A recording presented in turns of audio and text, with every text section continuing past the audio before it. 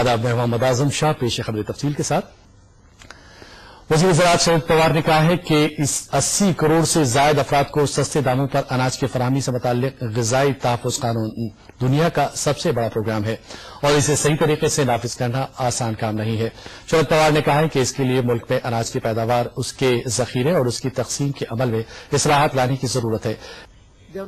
इस साल के आखिर तक मुल्क की बेशतर रियासतों में ग़िज़ाई तहफ़्फ़ुज़ प्रोग्राम ज़मीनी सतह पर नाफिज हो जाएगा। दिल्ली में मुनक़िदा रियासती वज़ीर खुराक की मीटिंग के बाद खुराक के मरकजी वज़ीर केवी थॉमस ने कहा कि रियासतों की तशवीश का इज़ाला करने के लिए सेक्रेटरियों की एक कमेटी तश्कील दी जाएगी। वज़ीर खुराक के इजलास में पीडीएस की जदीदकारी के साथ साथ फर्जी राशन कार्डों को खत्म करने पर जोर दिया गया है। इसके साथ ही पीडीएस के अनाज की कालाबाजारी को पूरी तरह रोकने के लिए भी अहम पेशरफ्त हुई है।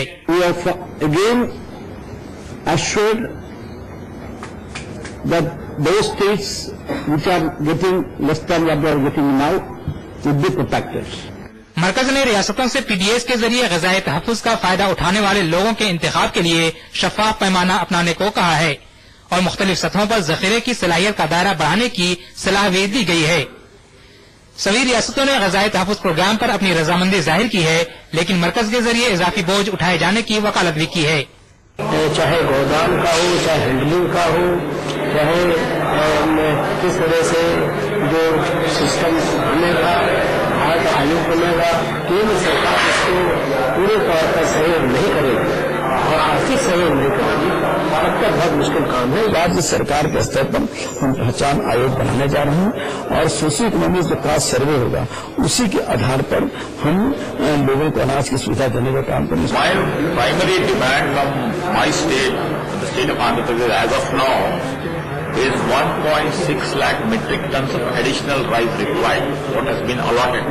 ग़िज़ाई तहफ़्फ़ुज़ प्रोग्राम हरियाणा, हिमाचल प्रदेश, राजस्थान, उत्तराखंड, मिजोरम और दिल्ली में पहले ही नाफिज किया जा चुका है, जबकि दीगर रियासतें भी इसे नाफिज करने की समत में पहल कर रही हैं। उम्मीद की जा रही है कि एक साल के अंदर तमाम रियासतें ग़िज़ाई तहफ़्फ़ुज़ कानून को ज़मीनी सतह पर नाफिज कर देंगी। Bureau report, DD news, Urdu खबरें।